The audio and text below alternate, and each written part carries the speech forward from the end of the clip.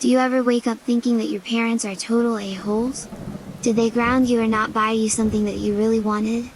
If something they did really upset you, I challenge you to watch this particular video, and after having watched it, see if you still feel the same way again.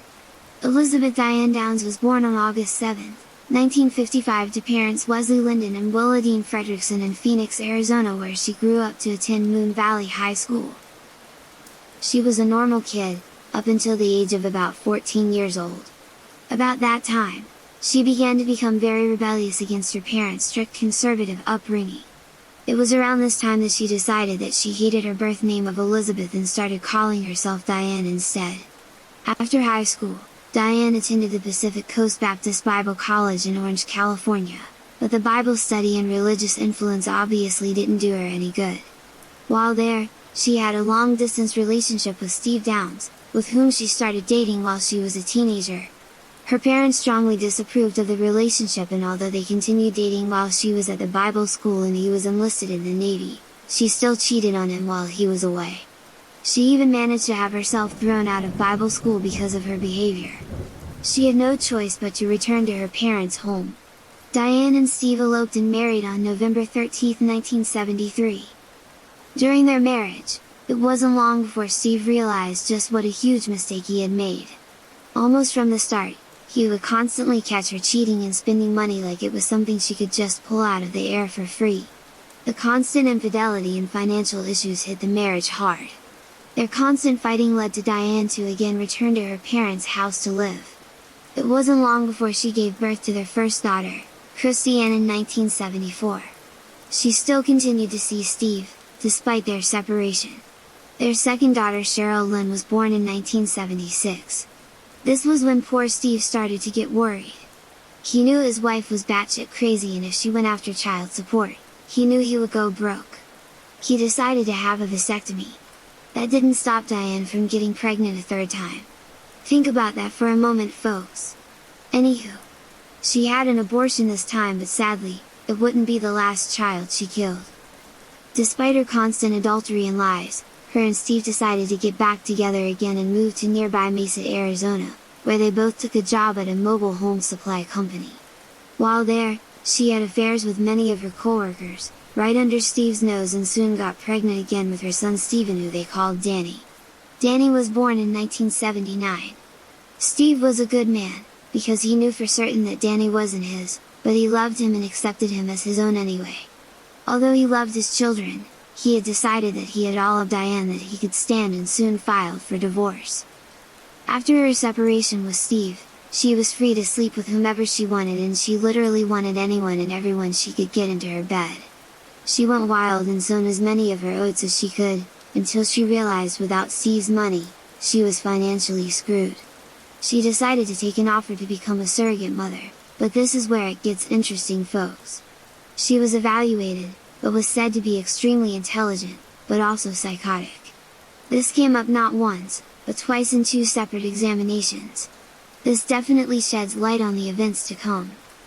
Without the income of Steve and having failed both her tests to become a surrogate mother, Diana knew she needed an income, and minimum wage just wouldn't cut it. OnlyFans wasn't a thing yet, so selling pictures of her feet online was out of the question, so she took an honest job as a mail carrier for the U.S. Postal Service. By 1982, she somehow managed to become approved to be a surrogate mother, which she did. She even tried to open a clinic for surrogate mothers, but was denied, obviously. That same year, she began having an affair with a married coworker. She was absolutely obsessed with him and constantly tried to talk him into leaving his wife for her, but he wasn't interested in anything other than the old booty call. He also didn't want children, and she did. So after trying to get him to leave his wife and that never happening, she decided to put some space in between them to try to get over him. She decided to move to Oregon. One of her favorite bands at the time was a band called Duran Duran, who had several huge hits in the 80s. One of those hits was a song called Hungry Like the Wolf. If you listen to the words of the song, it kind of fit how she was obsessed with her previous lover in Arizona. Something clicked in her head, and this is when things started to go terribly wrong for those poor kids. On May the 19th of 1983, she loaded up the kids in her little red car and took a drive in the remote countryside of Springfield, Oregon. As she played Hungry Like the Wolf over and over on her cassette player, she pulled over and got out of the car, opened the door and started firing her gun into the car at her small children, Christy, who was 9, Cheryl, who was 7, and Danny, who was only 4. How anyone could even think of such a thing is beyond me, much less actually do it. Can we all agree that Diane Downs is a monster? She already had a story cooked up in her head about how someone had attacked them when she pulled over to help them, so to show the police that she was a victim too, she took the small caliber pistol and shot through a section of her arm. She then took her time, driving very slowly to the hospital, taking the longest way she could so that the kids would die before she got there. The only problem for Diane though was the fact that 2 of her children survived the attack. Before they awoke in the hospital, she went to the police and soon the media was all over the story. She was as calm as could be and even laughed and giggled when she was asked about what had happened. The police knew almost immediately that she was lying. Soon, the rest of the world would too. If there was ever any doubt, Diane's own diary solved that problem. In her own words, she admitted that if her children were out of the way, she could be with her lover in Arizona. She was sentenced to life in prison plus 50 years after being convicted of with murder, attempt to murder, and criminal assault. Sadly, Diane's middle child Cheryl didn't survive the attack, but her oldest Christy Ann and her youngest son Danny survived, but not without lifelong injuries. Christy was partially paralyzed on one side of her body after suffering a stroke in the hospital after the attack, and Danny was paralyzed from the waist down and was left unable to walk.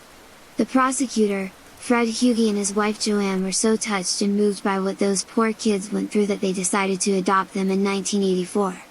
They gave them the loving home that they should have had from day one. At the time of her trial, Diane was pregnant once again and looked ready to give birth at her trial. Thankfully, the jury saw past it. She named her 4th child Amy, but she was taken after birth and adopted and renamed Rebecca.